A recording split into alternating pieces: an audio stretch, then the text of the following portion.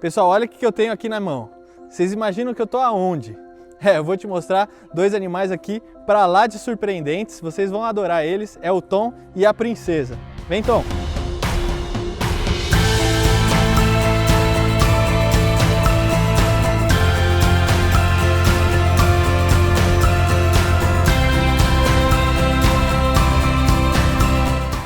Impressionante, né, gente? Mas bom, não é nem com o Tom e nem com a princesa que eu vou conversar hoje. Mas vocês vão ver aí com quem que eu vou conversar, uma pessoa pra lá de especial.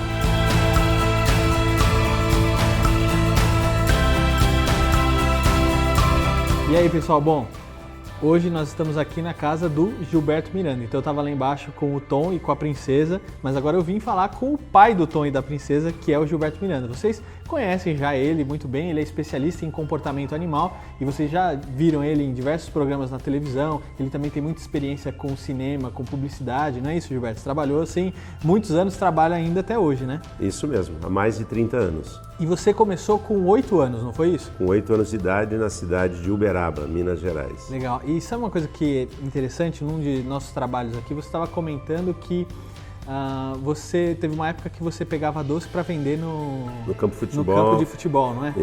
Isso. Foi uma época que você ainda não tinha cachorro, é isso? Não, eu já tinha, na verdade foi quando eu comecei a juntar o dinheiro para fazer as coisas e tal. Eu tinha já a gente tinha tipo um Lulu da Pomerânia chamado Kiki. E eu queria muito ter um cachorro, então minha mãe falou, você tem que juntar dinheiro, porque o nosso vizinho, ele era um alemão, né? Era um senhor chamado Arthur, um alemão nato mesmo, vindo da Alemanha, e ele tinha lá vários pastores. Eu queria muito estar junto, ver, né, ter um pastor. E para isso, então, eu descobri que eu teria que trabalhar. Porque, principalmente na época, ainda o acesso a ter esses tipos de animais não é igual hoje. Hoje é muito mais simples, mais fácil, né? Sim. E deixa eu te perguntar uma coisa. Você tem um livro que você escreveu. Que vamos reeditá-lo, né? A gente está trabalhando para isso, para fazer uma reedição. E você fala sobre o comportamento animal e você dá várias dicas para as pessoas, né? Com relação até o próprio trabalho delas, como as pessoas podem se portar com relação ao trabalho. E você até deu assim, os animais vão salvar a sua pele, ou melhor, o seu emprego, né?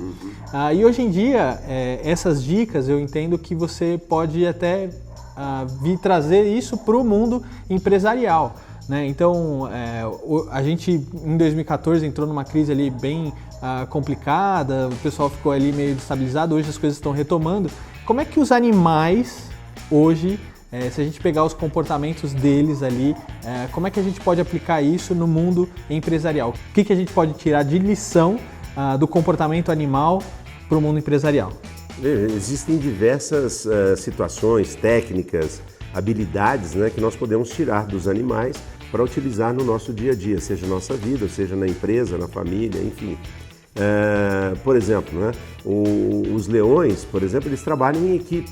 Então eles têm um trabalho, assim, uma sincronização de trabalho, de tarefas, que é fascinante.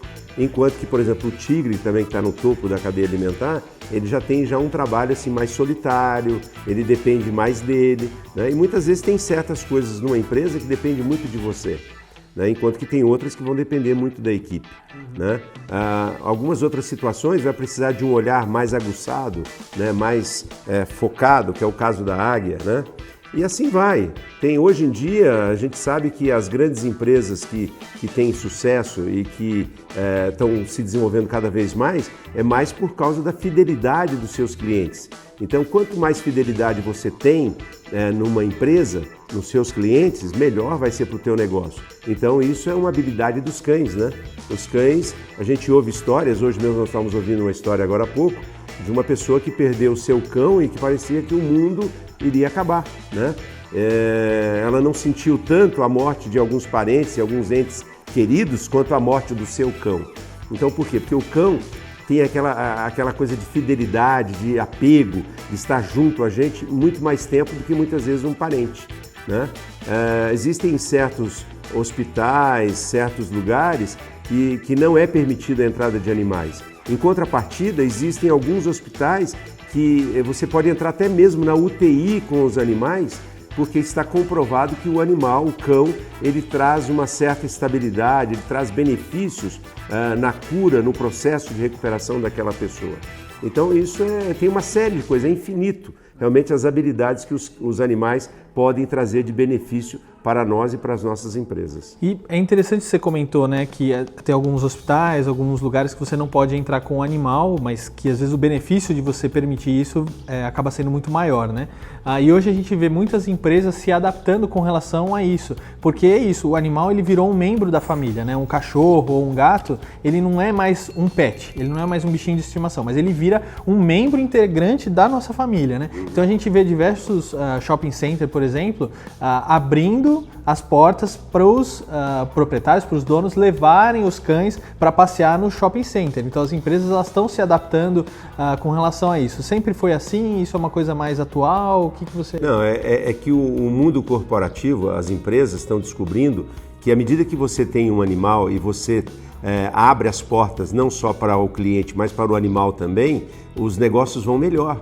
Então, o que ocorre? Se você entrar na internet, você vai ver várias experiências que algumas empresas levam um monte de cachorros e filhotes para aquele local e, de repente, as pessoas começam a interagir e elas produzem muito mais, né? Então, é uma coisa que é um fato, que hoje em dia está muito mudado. Então, alguns países, se você já viajou pela Europa alguns 10, 15, 20 anos atrás, já era permitida a entrada de alguns animais em restaurantes, né? Aqui no Brasil nós estamos apenas engateando, de 10 anos para cá, que começou essa coisa de permitir cães-guias, cães especiais em metrô, ônibus e restaurantes. Então eu acredito que a mudança está ocorrendo ainda e ela não está ainda totalmente concretizada aqui no Brasil, mas nós estamos dando passos, caminhando, engatinhando, estamos dando passos importantes. Olha, eu não sei se você sabe, mas assim, na minha humilde opinião, o Gilberto, ele não só especialista em comportamento animal, mas ele é o empreendedor. E por que eu falo que ele é um empreendedor? Porque ele tinha uma necessidade específica ali, quando ele tinha 8 anos, ele falou assim, olha, eu preciso comprar o meu cachorro, eu sou apaixonado por isso e é isso que eu quero fazer da minha vida. E ele não tinha dinheiro, ele sabia que os pais dele não tinham condição de ajudar com ele naquele momento. Ele falou assim, eu tenho que me virar, e aí ele viu uma oportunidade ali e foi trabalhar, né, Gilberto? Eu até gosto de lembrar essa história que normalmente hoje as crianças ficam em videogame, né? Até meu filho também, mas por sorte ele gosta de ler, de estudar, ele busca coisas na internet, conhecimento, né? Estou falando do Pedro agora. E o que ocorre? Eu com 8 anos de idade, eu li num jornal da cidade onde eu estava morando, já em São Paulo, eu saí com 8 anos de Minas Gerais e vim para São Paulo. Fui especificamente para a cidade de Santo André. E lá o jornal, que até hoje ainda perdura e está lá na cidade, chama Diário do Grande ABC. E a manchete do dia era: treinar cães é uma arte. José Francisco Dias Filho conta o segredo dessa arte. E eu li aquele artigo e fiquei fascinado. Eu falei, puxa, é isso que eu gostaria de fazer. Eu gostaria de aprender essa arte de treinar cães. E aí eu fui atrás dessa pessoa e me ofereci com 8 anos de idade para começar a trabalhar então no negócio dele. Mas, desculpa, não foi com 8 anos, foi com 10 anos, quando eu comecei a trabalhar com o Dias. Né? Então foi com 10 anos? Isso, com 8 anos, com 8 para 9 anos foi quando eu comprei meu primeiro cachorro. Foi a Cade. Mas para isso eu trabalhei vendendo amendoins, vendendo coisas por aí e comprei e fiz também um trabalho, né, numa padaria, acordava de madrugada para poder vender pão. Então, e por essas coisas assim, né, para mim, você é um empreendedor, não só uma pessoa que a gente fala assim, legal, o Gilberto é especialista em comportamento animal. Não só por isso, mas também você é um cara que trouxe o Border Collie aqui pro Brasil, que é uma raça, assim, amada por todas as pessoas. Porque se fosse depender da gente ter pastoreio para ter um cachorro dessa raça aqui no Brasil, a gente não ia ter nunca o Border Collie aqui no Brasil, né? Em 1988 eu fiz uma viagem para a Inglaterra e eu fui atrás, porque algumas pessoas me disseram, olha, eu fui pesquisar qual era o melhor cão para a gente utilizar na publicidade e aquela coisa toda, e aí alguém me deu uma dica, falou, olha, o cão que está sendo utilizado em Hollywood hoje é um cão que é bem aceito, é um cão que não tem assim uma raça muito bem definida, ele agrada porque ele foge daqueles tipos comuns como o pastor, Doberman, Rottweiler, né, que sempre estavam nos filmes, mas tem um cão que a raça dele é Border Collie. E aí eu fui atrás e trouxe os primeiros exemplares, porque eu tinha assistido Um Vagabundo na Alta Roda com Nick Nolte, Richard Dreyfuss, né, que é um clássico do cinema, E aí por isso que eu botei o nome de Nick, em homenagem ao Nick Note, né, que foi o primeiro exemplar que eu trouxe em 1988. Legal, ou seja, você viu uma necessidade e você viu uma oportunidade do mercado com relação a isso e foi atrás do Border. Exatamente. Legal. Gilberto, deixa eu te perguntar uma coisa, para a gente poder encerrar. Qual é a dica que você poderia deixar para os empreendedores que estão assistindo a gente? Olha, a dica que eu sempre gosto de deixar e de dar é o seguinte, é que você tem que acreditar nos seus sonhos, né? Tem um homem que eu tive o prazer de conhecer que viveu durante 98 anos, chamado Spencer W. Kimball. Ele disse, gosto de homens, e quando ele falou homens, é homens e mulheres, que imaginem coisas nunca antes imaginadas e pergunte por que não. Então é isso, vá em frente, acredite nos seus sonhos, né? Estabeleça metas e vá atrás, que você vai conseguir, você vai ter sucesso. Isso aí. E se a gente pode imaginar, a gente pode realizar, né? Exatamente. Legal. Gente, a gente esteve aqui hoje com o Gilberto Miranda. Gilberto, foi um prazer. Obrigado por receber a gente aqui.